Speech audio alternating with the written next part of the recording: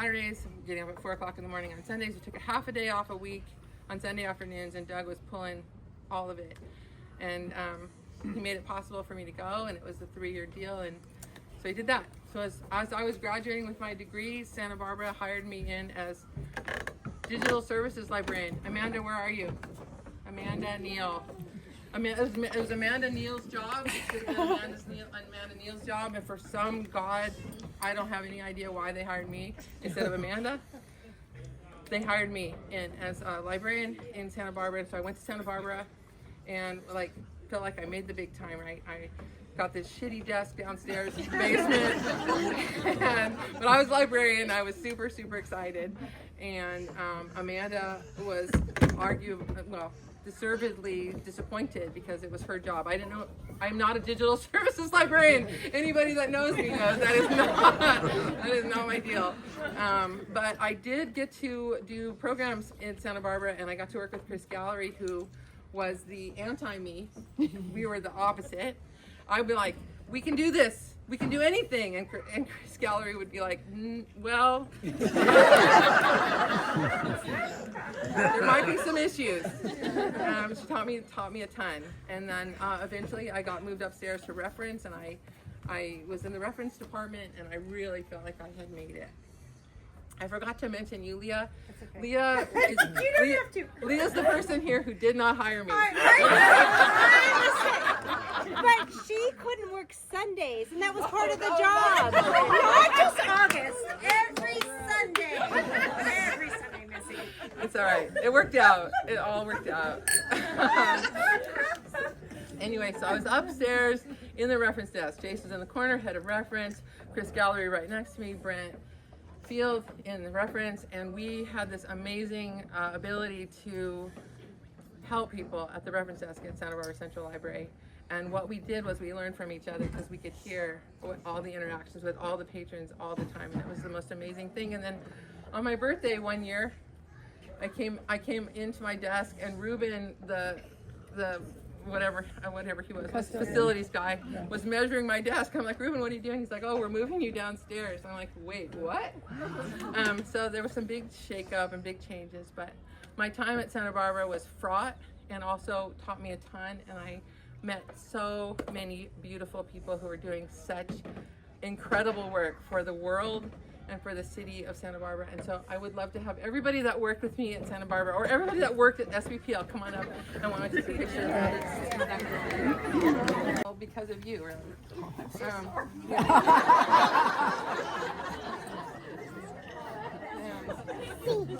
I worked there part-time for a number of years, and I remember the rule in Montecito was no vacations during summer. Summer reading program is happening.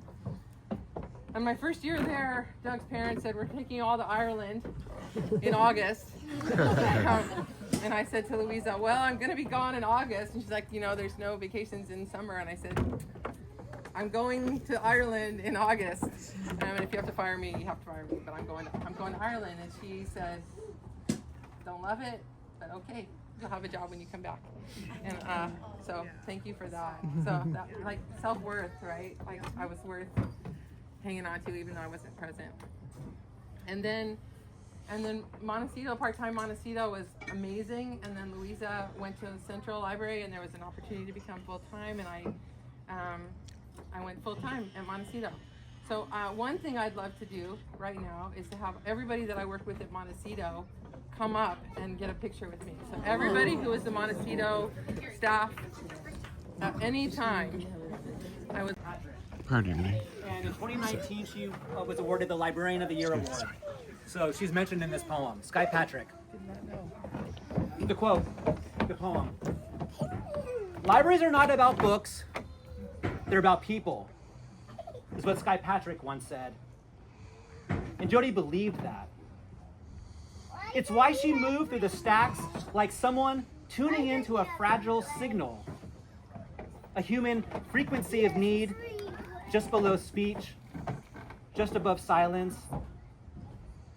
She knew the building's weight at dusk, how the light scrolled across the carpet in the fireplace room, how the regular in the corner, asleep beneath the local paper, was no less part of the library than the first edition John Muir in the locked case. She didn't keep a ledger of what she gave away. The extra 5 minutes after closing, waiting for a patron to gather their things. The greeting that softened a hard day. The phone number given 3 times because Bobby kept losing the piece of paper. To her, the library was a living organism, a refuge, a third place, harbor for the restless mind, not a job. Sometimes she sat with grief, other times with geometry, accepting old book donations from the hands of the recently bereaved.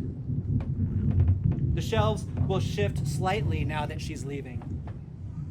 She didn't talk about legacy, but repaired it daily. One bent cover, one broken spine, one frayed voice at a time. She believed books were only one way of saying, you are not alone. She was not just a steward of the institution, but one for those needing to feel seen and heard. Of the vocational charge to hold space for everyone who wandered in with nothing but the desire to stay for a while. What you preserved, Jody, was the act of preservation itself.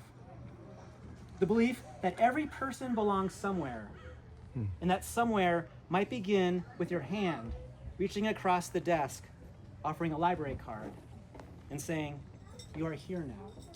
Welcome.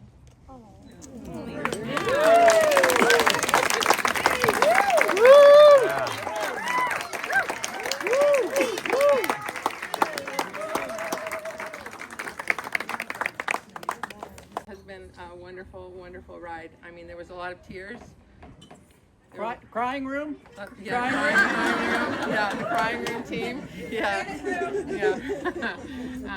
There were some hard times, and but you people are amazing, and you're making the world so good. And I'm so honored to know you and consider you my friends. And thank you for coming and celebrating with me.